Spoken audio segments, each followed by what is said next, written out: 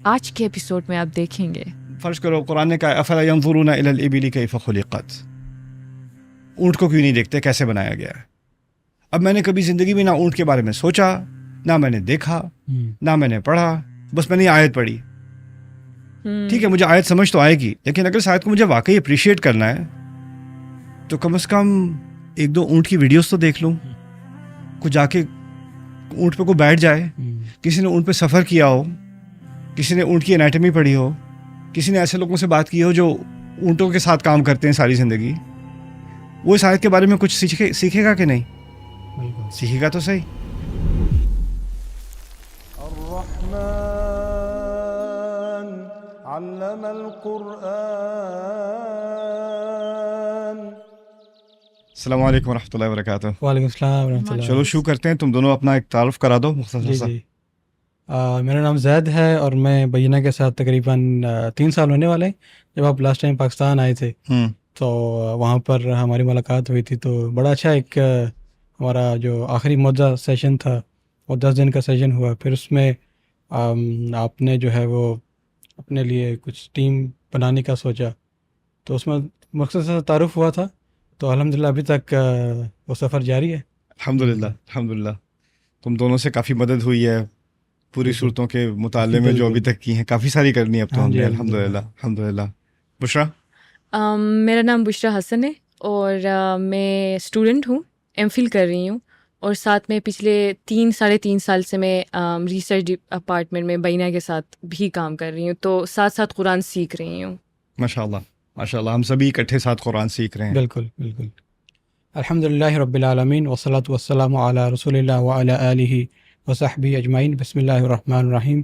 السلام علیکم استاد، کیسے ہیں؟ السلام ورحمۃ اللہ وبرکاتہ. انشاءاللہ آج سے ہم ایک نئی سیریز کا آغاز کرنے جا رہے ہیں جس میں ہم ایک قرآن کی ایسی سورہ کو پڑھنے کی کوشش کریں گے، اس کو سیکھنے کی کوشش کریں گے، جو کہ نہ صرف ایک منفرد مقام رکھتی ہے پورے قرآن میں، اور جمالیاتی حساب سے بھی اس کے حسن میں بھی کافی ایک منفرد مقام ہے سورہ کا. تو سب سے پہلے میرا یہ سوال یہی ہوگا آپ سے کہ ہم یہ سیریز بیسیکلی کرنے کیوں جا رہے ہیں، اور سورہ رحمان ہی کیوں اس رمضان میں؟ بسم اللہ والصلاۃ والسلام علی رسول اللہ وعلی آلہ وصحبہ اجمعین. سورۃ الرحمن چننے کا میرا مقصد ایک بہت سمپل سی وجہ تھی.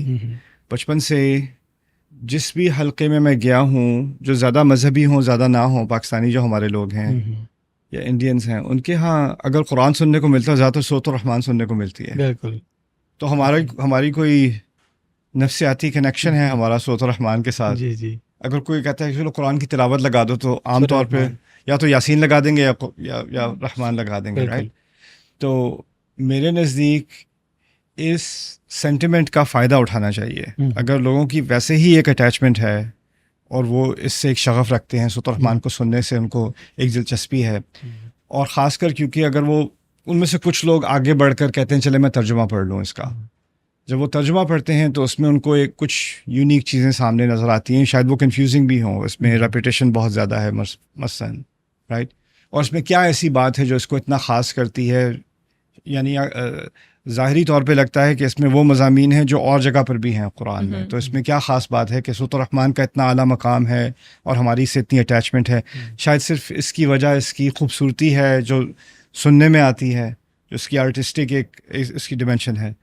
تو ان سوالات سے آگے بڑھ کے ہماری کوشش یہ ہوگی کہ اس صورت میں جو خوبصورتی ہے، اس میں جو حکمت ہے، اس میں جو ہماری لائف کے لیے نصیحت ہے، روزمرہ کی زندگی کے لیے نصیحت ہے، اس کو ہم ذرا ایکسٹریکٹ کر سکیں، اس میں سے اس کو استخراج کر کے عام لوگوں کے سامنے لا سکیں.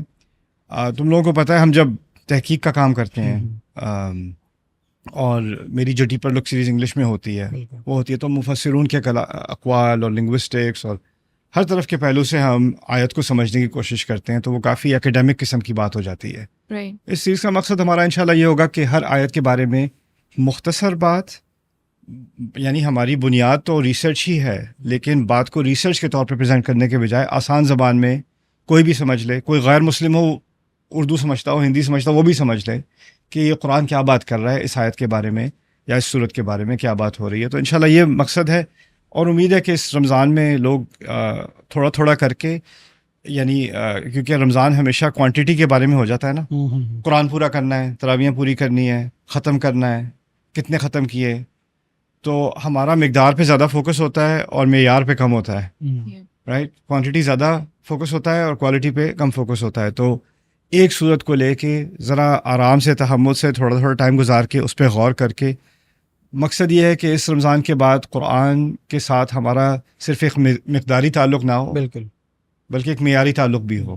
Right. اور معیار کے لیے کم یعنی مقدار کم لیکن فوکس زیادہ اس کی ضرورت ہوتی ہے. تو یہ مقصد ہے انشاءاللہ تعالیٰ. تو استاد اس معیار کو برقرار رکھنے کے لیے اس سیریز میں ہم تدبر سے ہیلپ لیں گے یا پھر تفسیر کا ہیلپ لیں گے؟ یہ اچھا سوال ہے، کیونکہ تدبر اور تفسیر میں ایک بنیادی فرق ہے جو عام لوگوں کی سمجھ میں نہیں آتا. اس کے کئی جوابات ہیں، لیکن میرے نزدیک جو جواب مجھے ابھی تک سمجھ میں آیا، جو مجھے کنونس کرتا ہے، وہ یہ ہے کہ تفسیر کا اصل مقصد ہے کہ آیت کو صحیح طریقے سے سمجھا جائے. یعنی اس لفظ کا جو معنی ہے، اس آیت کا جو معنی ہے، اس کو ہم غلط معنی میں تو نہیں لے رہے، یا اس کا ایک خاص کانٹیکسٹ ہے، ایک خاص وقت پر یہ آیت آئی تھی اور اس کا اس واقعے سے تعلق ہے یا اس کی ایک پوزیشن ہے، اس پوزیشن کو ہم غلط تو نہیں سمجھ رہے، رائٹ. اس طرح سے مثال لے لو، جیسے اگر کوئی نیوز پہ خبر آتی ہے کہ کہیں کوئی حادثہ ہو گیا ہے، یا کوئی خبر آتی ہے کہیں جنگ شروع ہو گئی ہے، خدا نخواستہ کچھ ہوا ہے، پہلا مقصد یہ ہوگا کہ ہمارے پاس انفارمیشن ایکوریٹ ہے کہ نہیں، اس لفظ کا واقعی یہ معنی ہے کہ نہیں، یہ واقعی ایسے ہی ہوا تھا کہ نہیں ہوا تھا، رائٹ. تو وہ جو تحقیق ہے کہ ہم جو فیکٹس ہیں، جو بنیادی اصل بات ہے، اس کی تہ تک پہنچے کہ ہوا بات کیا کہی جا رہی ہے، اصل میں اس کا معنی کیا ہے، اس کا مفہوم کیا ہے، وہ ہے اصل میں تفسیر کا مقصد. ٹھیک ہے. لیکن اس نیوز کی اگزامپل دیکھ لیں، جیسے کوئی جنگ شروع ہو رہی ہے، تو ٹھیک ہے، اب ہمارے پاس ایکوریٹ انفارمیشن آ گئی، ویڈیو بھی اس کی ہے اور اس کا یعنی فوٹیج وغیرہ ہے، سب کچھ ہے آپ کے پاس، لیکن آپ کو اب یہ سمجھ نہیں آ رہا کہ اس جنگ کی وجہ سے اکانومی پہ کیا فرق پڑے گا، اور انٹرنیشنل ریلیشنس پہ کیا فرق پڑے گا، اور اس کا ہماری جو انٹرنل ڈومیسٹک ایشوز ہیں اس پہ کیا فرق پڑے گا. یعنی اس کے ایک تو وہ حادثہ ہے، لیکن پھر اس حادثے کے پیچھے اس کے اثرات ہیں، رائٹ. اور وہ اثرات صرف نیوز دیکھنے سے سمجھ نہیں آتے، اس کے لیے آپ کو ایک اینالسٹ کی ضرورت ہوتی ہے جو شاید جیو پالیٹکس سمجھتا ہے، جو اکنامکس سمجھتا ہے، کوئی اور ایکسپرٹ ہے، وہ کسی اور پہلو سے بات کرے گا، سائیکولوجیکل پہلو سے بات کرے گا، جنریشنل جو سوسیولوجسٹ ہے وہ آگے کی جنریشنز کی بات کرے گا، اس کا کیا افیکٹ ہو سکتا ہے، ایکسیٹرا ایکسیٹرا، اس کا باقی ریجن میں اور ملکوں پہ کیا اثر ہوگا جو اس ریجن کے ساتھ ہیں بھی نہیں لیکن پھر بھی ادھر اثر ہو رہا ہے، رائٹ. تو یہ تمام ایکسپرٹیز جو ہیں وہ واقعہ تو ایک ہی ہے، انفارمیشن ایک ہی ہے، لیکن ہر کوئی اپنے پہلو سے اس کو اینالائز کر کے اس کا جو امپیکٹ ہے نا، اس کے جو اثرات ہیں، اس کو سمجھنے کی کوشش کر رہا ہے. اصل میں تدبر ایک طرح سے یہ کام ہے. ایک تو آپ نے آیت ٹھیک سے سمجھ لی، اچھا اس کا مطلب یہ ہے، لیکن اس کے پیچھے اس کے اثرات کیا ہیں، میرے اوپر اثرات کیا ہیں، دنیا کے اوپر اثرات کیا ہیں، اور اس کے پیچھے جو حکمت ہے یا اس کے پیچھے جو چیز ہم مزید سیکھ سکتے ہیں وہ کیا ہے، رائٹ.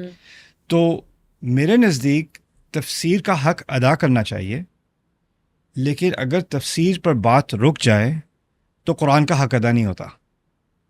تو تفسیر ایک طرح سے جس طرح وضو ہے پری ریکوزٹ ہے نماز کے لیے، تو تفسیر ایک طرح سے پری ریکوزٹ ہے تدبر کے لیے. تفسیر کا مقصد ہے کہ آپ نے بات تو کم از کم صحیح سمجھی نا. اگر کوئی والشمس وضحاہا پڑھ رہا ہے اور شمس کے معنی لے رہا ہے چاند، تو اس کا تفسیری مسئلہ ہے، بنیادی تفسیری مسئلہ ہے اس کا، رائٹ. یعنی اس طرح سے تو کوئی بھی کسی بھی لفظ کو کسی ڈائریکشن میں لے جائے، رائٹ. تو تفسیر کیا کرتی ہے، آپ کو ایک خاص ڈائریکشن میں اس کو وہ پوائنٹ کر دیتی ہے.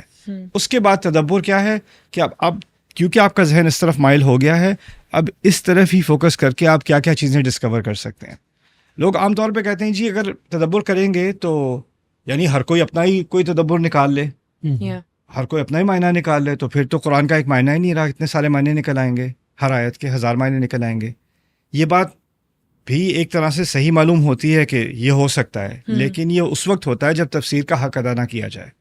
تو ہوا یہ ہے ہمارے کلچر میں کہ مسلمان دنیا میں عام طور پر یہ ہوا ہے کہ جن لوگوں کو تفسیر سے شغف ہے اور جو تفسیر کی اہمیت کو سمجھتے ہیں وہ تفسیر پہ جا کے رک جاتے ہیں، اور جن لوگوں کو تدبر کا شوق ہے وہ تفسیر کا حق ادا نہیں کرتے، تو وہ اپنی طرف سے اب میں کیا لفظ استعمال کروں، مارنی شروع کر دیتے ہیں، رائٹ، کہ یہ آیت کا یہ مطلب ہے، یہ مطلب ہے، یہ مطلب ہے، لوگوں نے سمجھا نہیں، میں بتاتا ہوں آپ کو، رائٹ. تو اس قسم کی الٹی سیدھی تھیوریز نکلنی شروع ہو جاتی ہیں. مقصد قرآن کا اصل مقصد تدبر تھا، لیکن حق کو سمجھنے کے بعد تو پھر جو ایک ایکسٹریم ہے اس میں لوگ بغیر علم کے تدبر شروع کر دیتے ہیں، رائٹ. جو دوسرا پہلا ایکسٹریم ہے نا کہ صرف تفسیر پڑھ لی، چلو اب پتہ چل گیا کہ ابن کثیر رحمہ اللہ نے کیا کہا تھا، شنقیطی نے کیا کہا تھا، ابن عاشور نے کیا کہا تھا، آلوسی نے کیا کہا تھا، فلاں. اور کچھ تفاسیر میں تفسیر ہوتی ہے اور تفسیر کے بعد تھوڑا بہت تدبر بھی ہوتا ہے. ایسا نہیں ہے کہ کسی بھی تفسیر میں صرف خالص تفسیر ہے. تفسیر میں ایک تدبر کا ایلیمنٹ ہوتا ہے، لیکن وہ ان کا تدبر ہے. انہوں نے تدبر کا جو ایک ذخیرہ ہے اس کو ایگزاسٹ نہیں کیا، رائٹ. لیکن ایک ذہنیت بن جاتی ہے کہ اگر کسی شخص نے 5ویں صدی میں، 8ویں صدی میں، 10ویں صدی میں تفسیر لکھ دی اور اس نے یہ کام کر دیا، تو اب ہمیں اپنا دماغ استعمال کرنے کی کوئی ضرورت نہیں ہے. جو کہا جا سکتا تھا قرآن کے بارے میں وہ کہا جا چکا ہے. اب ہمیں صرف اس کو پڑھنا ہے اور جو پڑھا ہے اس کو آگے پڑھانا ہے. لیکن اگر ذرا سا انسان سوچے کہ جس شخص نے 10ویں صدی میں یا 8ویں صدی میں تفسیر لکھی ہے، رائٹ، اس نے بھی کوئی نیا کام کیا ہے. تو اگر آپ اس وقت ہوتے تو آپ اس سے کہتے آپ کیوں لکھ رہے ہیں بھائی، آپ سے پہلے کسی نے لکھی ہوئی ہے، آپ کیوں یہ بات کر رہے ہیں، رائٹ. تو آپ کون ہوتے ہیں لکھنے والے، بالکل، رائٹ. تو اگر یہ تھاٹ پروسیس تاریخی ہوتا تو ہمارے پاس کوئی تفسیر ہی نہ ہوتی، نہ تدبر ہوتا. تو اس لیے ان دونوں کا تعلق سمجھنے کی ضرورت ہے. اور اس میں میرے نزدیک جو ہماری ٹیم نے جو چیز میں تم لوگوں کو بار بار ری ایمفیسائز کرتا ہوں، ہمیں مفسرون کا پورا فائدہ اٹھانا ہے، بالکل. لیکن اس کے بعد ہمیں اکانومسٹ سے جا کے بات کرنی ہے، ہمیں سائیکالوجسٹ سے جا کے بات کرنی ہے، سوسیولوجسٹ سے بات کرنی ہے، پولیٹیکل سائنٹسٹ سے بات کرنی ہے، ہسٹورین سے بات کرنی ہے. وہ ان دنیاؤں کے ایکسپرٹس ہیں جس کی ایکسپرٹیز شاید مفسر کے پاس نہ ہو. لیکن اب کیونکہ ہمارے پاس تفسیر ہے تو تدبر کے لیے ہم اگر آیت تاریخ کے بارے میں تھی تو شاید کسی مورخ سے بات کر کے ہمیں تدبر کے اور ذخیرے ملیں. اگر اقتصاد کے بارے میں تھی تو کسی اکانومسٹ سے بات کر کے ہمیں تدبر کے ذخیرے اور ملیں. تو یہ ہے تفسیر اور تدبر کا آپس میں ایک جوڑ. تو قرآن کے تدبر کے بارے میں ایک آخری بات جو بہت ضروری ہے وہ یہ ہے کہ ایک تدبر ہے کہ قرآن کی اس آیت کا ہماری زندگی پہ حقیقت کے سمجھنے میں یا دنیا پر کیا تبصرہ ہو رہا ہے، اس کے اثرات کیا ہیں، یہ بات ہو گئی. دوسرا یہ ہے کہ قرآن کی اپنی ایک داخلی دنیا ہے، یعنی ایک دنیا سے، قرآن سے باہر ایک دنیا ہے اور قرآن کے اندر ایک اور دنیا ہے. اور تدبر کا ایک فائدہ یہ بھی ہے کہ جو قرآن کے اندر کی دنیا ہے نا، وہ بھی آپ کو زیادہ اچھی طرح سے سمجھ میں آنی شروع ہو جاتی ہے. بالکل، یعنی وہ ایک الگ ہی جگہ ہے، ایک الگ ہی حقیقت ہے جو تدبر کے ذریعے سے ہی سمجھ آتی ہے. اگر آپ نے ایک آیت یہاں پڑھ لی، ایک آیت وہاں پڑھ لی، کبھی یہ صورت یہ پڑھ لی، کبھی وہ صورت وہ پڑھ لی، تو آپ اس دنیا کو ذرا سا چھو کے آپ نکل جاتے ہیں باہر. لیکن اگر آپ ذرا فوکس کریں کہ یہ آیت فرض کریں، یہ صورت کہاں پر ہے، اس صورت کے مضامین کیا ہیں، یہ اکٹھے کیوں ہیں، یہ اس صورت میں اکٹھے کیوں ہیں، اور اس کے بعد والی صورت کیا ہے، اس سے پیچھے والی صورت کیا ہے، اس طرح کی اور صورتیں کون سی ہیں، یعنی آپ اس کو ذرا زوم آؤٹ کر کے پھر زوم ان کریں، پوری طرح سمجھنے کی کوشش کریں، تو وہ بھی تدبر کا ایک پروسیس ہے، اور وہ تفسیر سے الگ ہے میرے نزدیک. صحیح، ٹھیک. تو اس سے ریلیٹڈ میں ایک اہم سوال جو کہ بہت سارے لوگ بھی جاننا چاہتے ہیں کہ آپ کا تھاٹ پروسیس کیا ہوتا ہے جب بھی آپ کسی بھی سورہ کو پڑھنے جاتے ہیں یا کوئی ایک سورہ سیکھنے کی کوشش کرتے ہیں، تو آپ کیسے اس کو سٹارٹ کرتے ہیں؟ میں اس طرح سمجھ لو میکرو سے مائکرو، باہر سے اندر آنے کی کوشش کرتا ہوں. صحیح. تو باہر پہلے یہ ہے کہ یہ سورت فرض کریں، اب سورۃ الرحمن کے بارے میں بات ہو رہی ہے تو اسی کی مثال لے لیتے ہیں. تو سورۃ الرحمن پہلے تو کہاں پر ہے قرآن میں؟ سورہ نمبر 55 ہے، رائٹ، مکی صورت ہے. اس کے ارد گرد 7 صورتیں ہیں جو مکی ہیں، اور یہ ایک گروپ ہے صورتوں کا. ان کی آپس میں بہت گہرے تعلقات ہیں ان 7 صورتوں کے، سورۃ قاف سے لے کے سورۃ الواقعہ تک، اور یہ اس گروپ کا ایک حصہ ہے. تو پہلے اس گروپ کو سمجھنے کی کوشش کریں. جیسے آپ کسی گھر کو دیکھ لیں تو پہلے محلے کو دیکھ لیں، سوسائٹی کو دیکھیں، پہلے باہر کا ویو دیکھ لیں نا. پھر اس کے تو پہلا ہے کہ یہ کون سے مجموعے کا حصہ ہے، قرآن کے کون سے حصے کا حصہ ہے. 2 طرح کے کانٹیکسٹ ہوتے ہیں، 2 طرح کے سیاق ہوتے ہیں. ایک ہے کتابی سیاق، نصی سیاق، یعنی کتاب میں کہاں پر یہ چیز وارد ہے. دوسرا ہے تاریخی سیاق، کب نازل ہوئی. رائٹ. تو پہلے میں ایکچولی دیکھتا ہوں کتابی سیاق. صحیح. پہلے تاریخی سیاق جب میں اس صورت تک پہنچتا ہوں انڈیویجولی، پھر اس کے بعد میں تاریخی سیاق کو زیادہ گہرائی میں دیکھتا ہوں. خیر، پہلا مقصد یہ ہے، پہلا سیشن یہ ہے. دوسرا میرا مرحلہ ہوتا ہے کہ اس گروپ کے اندر بھی کچھ جوڑے ہوتے ہیں یا کچھ ریلیشن شپ زیادہ گہرے ہوتے ہیں. جیسے اس صورت میں اگر آپ ذاریات اور طور کو دیکھیں تو وہ بہت گہرا ان کا آپس میں ایک تعلق ہے، 51 اور 52. رائٹ. پھر اگر اس کے بعد نجم اور قمر کو دیکھیں تو ان کا آپس میں بہت گہرا تعلق ہے. پھر اس کے بعد رحمان اور واقعہ کو دیکھیں تو ان کا آپس میں بہت گہرا تعلق ہے. پھر ایک ہی رہ جاتی ہے جس کا گہرا تعلق ملتا نہیں ہے آسانی سے، وہ قاف ہے، پہلی صورت اس گروپ میں. اس کے بارے میں بھی انشاءاللہ اگلے سیشن میں کبھی بات کریں گے. تو لیکن میرا پہلا مرحلہ میرا یہ ہوتا ہے کہ اس گروپ کو سمجھنے کی کوشش کی جائے. دوسرا ہوتا ہے کہ اس صورت کو سمجھنے کی کوشش کی جائے کہ اس کے بالکل فوراً پیچھے یا فوراً آگے کیا کون سی صورتیں ہیں اور اس کا ان کے ساتھ کیا جوڑ بن رہا ہے. تو آپ تھوڑا اور اب زوم ان ہو گئے. پھر اس کے بعد تھوڑا اور زوم ان. اچھا، اس صورت کے اندر جو مضامین ہیں وہ کس طرح سے ان کی ترتیب ہے، ان کا آپس میں کیا تعلق ہے، ان کی آپس میں کیا لاجک ہے. وہ تیسرا مرحلہ ہے. اور اس کے بعد جا کے آخر میں ایک آیت لے کر دوسری آیت لے کر اس کا مطالعہ شروع کرتا ہوں. اور اس میں بھی میں پہلے تفسیر نہیں پڑھتا، پہلے میں صورت پڑھتا ہوں، آیت پڑھتا ہوں، اور آیت کے بارے میں میرے ذہن میں جو خیالات آتے ہیں یا جو سوال آتے ہیں میں ان کو ڈاکیومنٹ کرتا ہوں. میرے نزدیک شاید یہ ہو رہا ہے، یہ ہو رہا ہے، یہ ہو رہا ہے، اس کا مفہوم یہ ہے، یہ ہے، یہ ہے، کوئی مطالعہ کیے بغیر. اس کے بعد میں تفاسیر کا مطالعہ شروع کرتا ہوں. صحیح. اور جب میں تفاسیر کا مطالعہ کرتا ہوں تو میرے ذہن میں جو خیالات ہوتے ہیں، کبھی کبھار کئی دفعہ ایسا ہوتا ہے کہ امام رازی نے وہ بات کہی ہوئی ہے، یا ابن عاشور نے وہ بات کہی ہوئی ہے، یا شنقیطی نے کہی ہوئی ہے، یا قرطبی نے کہی ہوئی ہے رحمہ اللہ. رائٹ. اور کبھی ایسا ہوتا ہے کہ میری بات بالکل غلط ثابت ہوتی ہے، کسی نے اس کو پوری طرح کانٹریڈکٹ کیا ہوا ہے اور ان کی بات مجھے زیادہ کمپیلنگ لگی، میری بات کی تصحیح ہو گئی، کریکشن ہو گئی. رائٹ.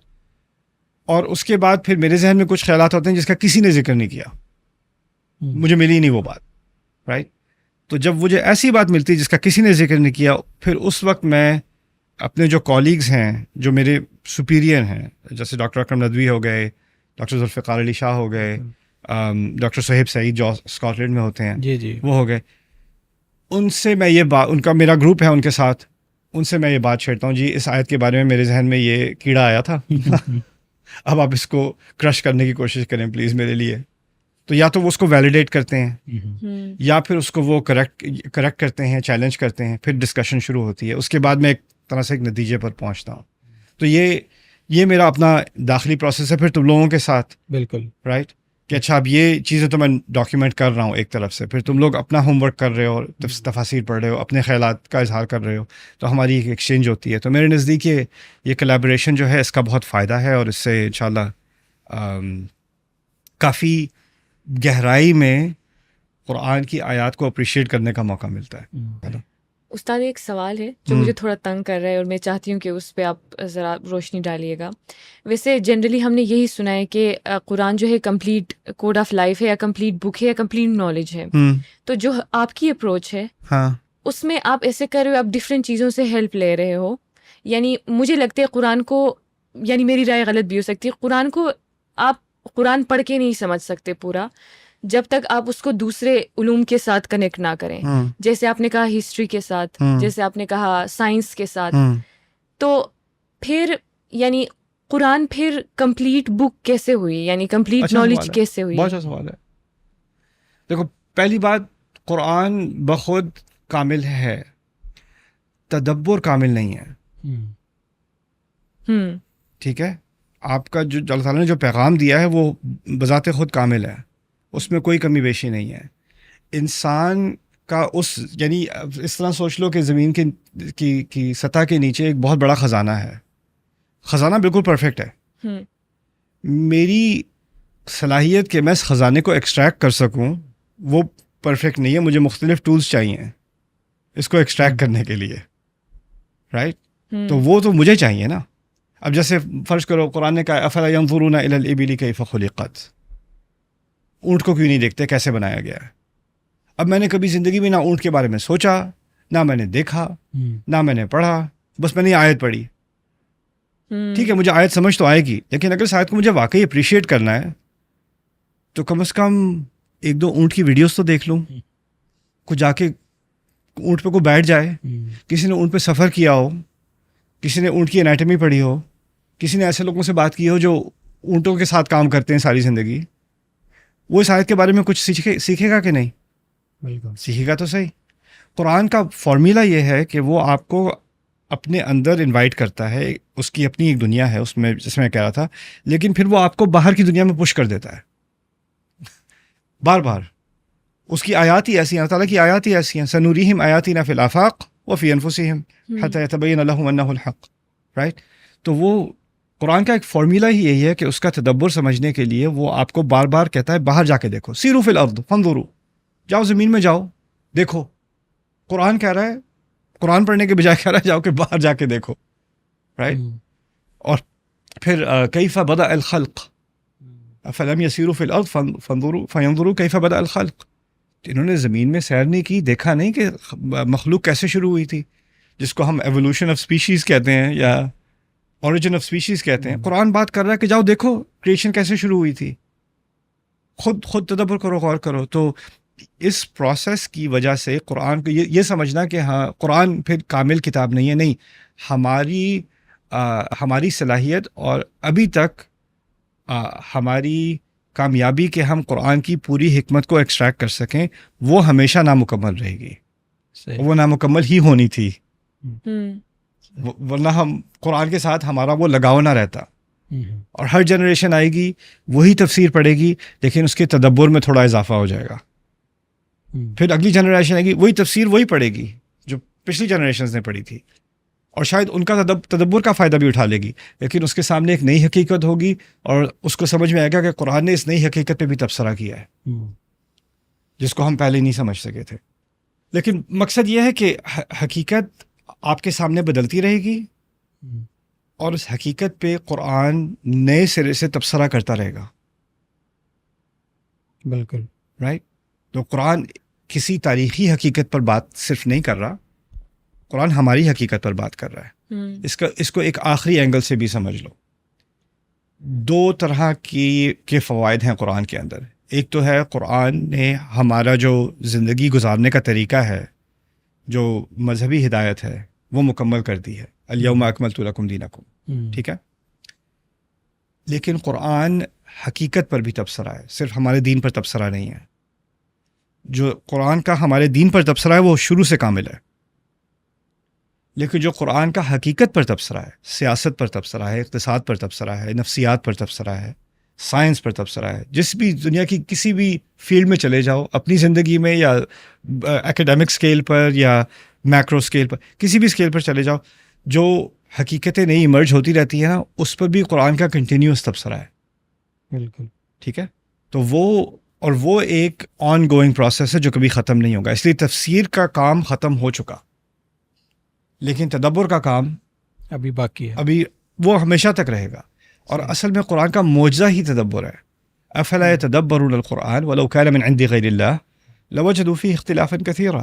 اگر وہ قرآن اللہ تعالیٰ کی طرف سے نہ ہوتا، اللہ تعالیٰ خود کہتے ہیں تدبر کیوں نہیں کرتے قرآن پر، اگر قرآن اللہ تعالیٰ کی طرف سے نہ ہوتا تو اس میں بہت سارے اختلافات پائے جاتے، اور یہ ہوتا کہ شاید پچھلی جنریشن 800 سال پہلے، 1000 سال پہلے، 1200 سال پہلے اتفاق کر لیتی، پھر بعد میں نئی ڈسکوریز آئیں، نئی حقیقت سامنے آئی، نئی سوسائٹی ایمرج ہوئی، تو اب اختلاف آ گیا. اب کہا لیکن اللہ تعالیٰ کہنے تدبر کریں گے تو سمجھ آئے گا کہ کوئی بھی سوسائٹی آ جائے سامنے، لیکن وہ اختلاف نہیں کر پائے گی. قرآن اس حقیقت پر بھی ایسا تبصرہ کرے گا جیسے ابھی آج ہو رہا ہے. رائٹ؟ اور اسی وجہ سے میرے نزدیک جو لوگوں کے کنٹمپریری ایشوز ہوتے ہیں، لوگ کہتے ہیں کہ بھائی قرآن نے یہ بات کر دی ہے لیکن یہ ہماری ماڈرن سوسائٹی سے فٹ نہیں کرتی، یا یہ کوئی پریمیٹیو بات ہو رہی ہے یا پری ماڈرن بات ہو رہی ہے، پرانے زمانوں کی بات ہو رہی ہے، اور جو اس کے لاز ہیں وہ آؤٹ ڈیٹڈ ہیں. میرے نزدیک ہم نے ان لاز کو صحیح سے سمجھا ہی نہیں. ان کا سوسیولوجیکل امپیکٹ، ان کا اکنامک امپیکٹ، ان کا پولیٹیکل امپیکٹ، ان کا سائیکولوجیکل امپیکٹ ہم نے سمجھا ہی نہیں. ہم نے اس کو صرف ایک لیگل کوڈ یا تھیولوجیکل کوڈ سمجھ کے اس کو ریسٹرکٹ کر کے پھر کہا نہیں اس کی کیا ریلیونس ہے، اس کا کیا فائدہ ہے، اب دنیا بدل گئی ہے. لیکن اگر آپ تھوڑا سا اسٹیپ بیک کر کے ذرا انالائز کرنے کو، لا کو صرف مختلف زاویوں سے، صرف لیگل زاویے سے نہیں، مختلف زاویوں سے انالائز کرنے کی کوشش کریں گے. آپ کے سامنے بات آئے گی کہ بھائی دنیا واپس قرآن کے لا کی طرف ہی آئے گی، ہمیں لانا ہی نہیں پڑے گا، وہ خود آ جائے گی. سبحان اللہ. اگلی قسط میں ہم انشاءاللہ سیکھنے جا رہے ہیں. سورۃ الرحمن میں 5 مضامین ہیں. پہلے قرآن کی عظمت، پھر دنیا کی نعمتیں، پھر قیامت اور جہنم اکٹھے، پھر اس کے بعد جنت کا ایک مرحلہ، پھر جنت کا دوسرا مرحلہ. یہ 5 جو ہیں مضامین ہیں سورۃ الرحمن کے.